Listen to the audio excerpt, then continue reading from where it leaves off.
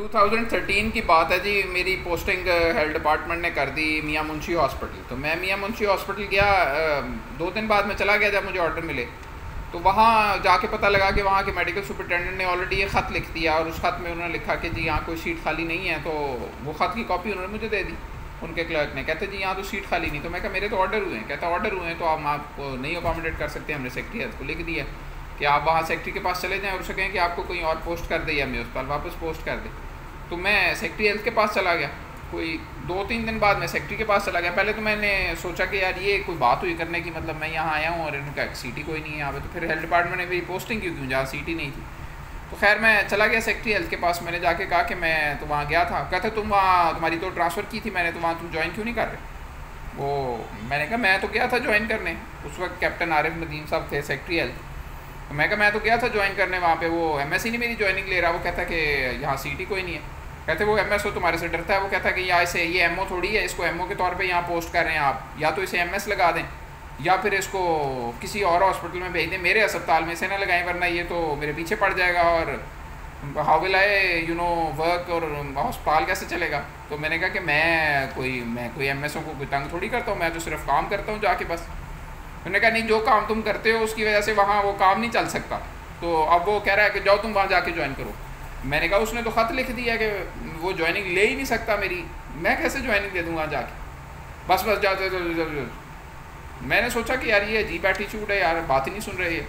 तो मैं बाहर आ गया। मैंने सोचा कि चलो नहीं करते तो जो मर्ज़ी कहते रहे। मैंने फिर जाके अपना एक ख़त लिखा सेक्रेटरी हेल्थ को। उसमें लिखा कि जनाब ने मुझे पोस्ट किया है, साथ एक ज्वाइनिंग लेटर अपना बनाया उसके महकमे का। उस वक्त महकमा ना ज्वाइनिंग उस तरह नहीं लेता था जिस तरह आप लेता है।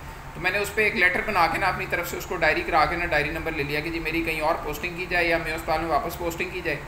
तो ये तो कोई तरीका नहीं है कि मेरी एक ऐसी जगह पोस्टिंग कर दी है जहाँ सीट ही नहीं, वहाँ के एमएस ने लिख के दे दिया कि सीट ही नहीं।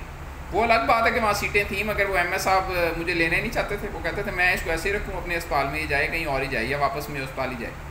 तो खैर वो अपना अब ये सूरत हाल चलती रही। मैं ख़त लिखता रहा। हर 15 दिन बाद मैं रिमाइंडर आ गया। सेक्रेटरी हेल्थ ने देखा कि इसने तो 4-5 रिमाइंडर डाल दिए मुझे 2 महीने में कि जी मेरी पोस्टिंग नहीं हो रही। तो उसने, हम ऐसे ही मिले एक दिन, मैं बाहर आ रहा था उधर से, तो आगे से सेक्रेटरी साहब खड़े हुए थे। तो कहते यार वो तुम ज्वाइन ही नहीं कर रहे वहाँ। मैंने कहा मैं नहीं ज्वाइन कर रहा, मेरे पास वहाँ सीट ही कोई नहीं है, मैं किधर जाऊँ। तो ही सेड के यार ये तो मैं तुम्हें शो कॉज कर रहा हूँ। मैं किस चीज़ का शो कॉज, तुम एब्सेंट हो ड्यूटी से। मैंने कहा मैं एब्सेंट हूँ ड्यूटी से, मैं तो यहाँ रोज़ आके मिलता हूँ आपको, हर दूसरे दिन तो मैं आया होता हूँ यहाँ पे। नहीं तुम वहाँ ज्वाइन नहीं कर रहे जहाँ पे मैं तुम्हें शो कॉज कर रहा हूँ। मैंने कहा वो आपकी मर्ज़ी है, आप शो कॉज कर दें जैसे मर्ज़ी कर दें, मैं तुम्हें डिसमिस भी कर सकता हूँ। उन्होंने मुझे कहा, मैंने कहा डिसमिस तो आप किसी को भी कर सकते हैं, मगर मैं हाई कोर्ट से स्टे ले लूँगा फिर। उसके बाद पहले भी मैंने इतने केस किए हुए हाई कोर्ट में, वो भी सारे पेंडिंग चल रहे हैं। तो उन्होंने कहा कि उन्होंने सोचा कि यार ये तो अजीब बातें कर रहा है ये मेडिकल अफसर। तो उन्होंने घंटी बजाई तो एक बंदा अंदर आया। तो उसे कहते कि यार चाय बिस्किट ले आओ। हम उस दफ्तर में आ गए थे ना उनके। तो कहते सलमान मियाँ बैठ जाओ यार, तुम इतने सारे मैसेज करते हो रोज़ाना कि मुझे वही मैसेजेस एमपीएस को कर देते हो कि फ़लाँ चीज़ ख़राब हो गई है, फ़लाँ चीज़ नहीं चल रही, सीटी स्कैन नहीं चल रहा है, एंजियोग्राफी ख़राब होगी। वो सारे मुझे मैसेज करते हैं कि जवाब दो भाई, मशीनें क्यों बंद हो गई यार, कोई एक मुसीबत बनाई हुई तुमने, इतने मैसेज करते हो यार, सारे मैसेज मुझे कर दिया करो। एमपीएस को क्यों करते हो, फिर वो मुझे भेजते हैं। सारा दिन मैं तुम्हारे ही बनाए हुए मैसेजों के जवाब देता रहता हूँ। तो मैंने कहा सर बात ये है कि मैं कोई गलत काम तो नहीं कर रहा, कहीं नहीं लिखा कि मैं मैसेज नहीं कर सकता किसी एमपीए को, तो अगर मैं कर देता हूँ तो अब आपको बर्दाश्त करना चाहिए। तो उन्होंने कहा नहीं मैं तुम्हें शो कॉज कर दूँगा। मैंने कहा करते हैं शो कॉज के बाद चार्जेस फ्रेम करें मेरे पे, पर्सनल हेयरिंग करें, देख लें कुछ साबित होता है मेरे खिलाफ। बड़ी मुश्किल है कोई चार्ज साबित हो, मैं तो एक दिन भी छुट्टी नहीं करता।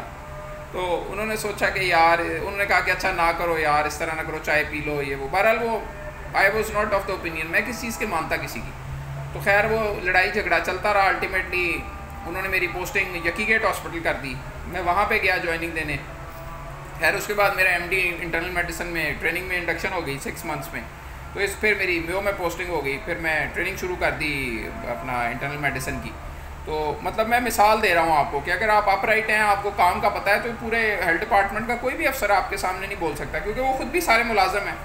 और अगर आपको रूल्स का पता है, आपको कानून का, नौकरी का, हर चीज़ का आइडिया है, तो आप बहुत स्ट्रॉन्ग हैं, कुछ भी नहीं कोई आपका कर सकता, बशर्ते कि आपकी विलफुल एब्सेंस ना हो और आप प्रोसीजर्स के अंदर रहते हुए अपने लीगल राइट को एक्सरसाइज करें। कोई भी ऐसा काम ना करें जो इलीगल हो, जिसमें आपके ऊपर हर्फ आए।